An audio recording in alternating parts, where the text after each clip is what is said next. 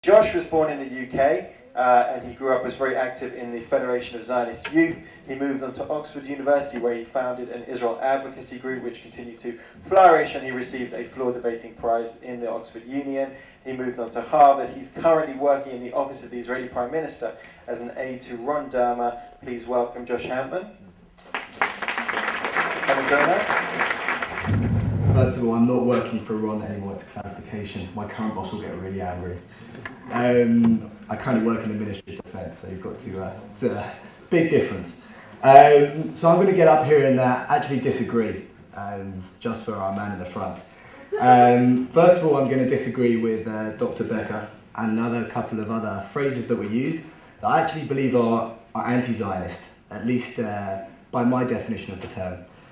The first one are the two most dangerous words in Hebrew, according to Yitzhak Rabin and not me. Does anyone know what those two most dangerous words are? Yeh Beseder. He says that this attitude of Yeh Beseder is maybe an existential threat. I don't know. It's a dangerous attitude facing Israel today. The second thing is the word miracle.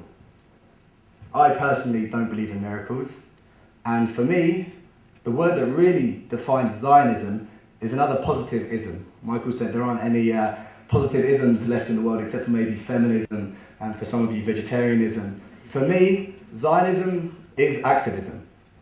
It was seen as a revolution, an internal and external revolution. It was the real rebuilding of the Jew. It was to build and to be built. The activization of the Jew. And whilst today we have built and we have rebuilt, the question is, what's next? Where does this revolution go from here? Very quickly, because I don't have very much time. For me, I have three Zionist heroes, and I'll go in age order. And it's very much topical right now because it has to do with Hadarat Nashim. The first one is my grandma, the second one is my mum, spelled M-U-M, and the third one is my little sister Zoe. So my grandma, I like to call her story the Nuremberg to Nuremberg story. So you can guess where she was from. She's from Germany, and in late 1938 she was actually rescued by the British after the Nuremberg laws in 1935 and the exclusion of the Jews across Germany. She made it to Britain and she was saved. At the end of the war, she went back to Nuremberg. This time she went back as a translator. She sat face to face with some of the nastiest war criminals in history. My grandma gave birth to my mum, who educated three young Zionists, all of whom live in Israel. She founded a charity in the UK that works with disabled veterans from Israel. And she gave birth to my little sister, Zoe, which is actually how I met Yoav. Unfortunately, I never had the honour of meeting Avi, but through Yoav and through my sister, I met their whole crowd of friends. And in fact, Benji, one of Avi and Yoav's best friends, was in the bed opposite me in basic training. And it was during basic training that I had that other sort of Zionist epiphany. Now I was standing there in my uniform and I thought about my grandma. My grandma, who was put on a boat, age 12, with her fate taken out of her hands. And here I was in my IDF uniform.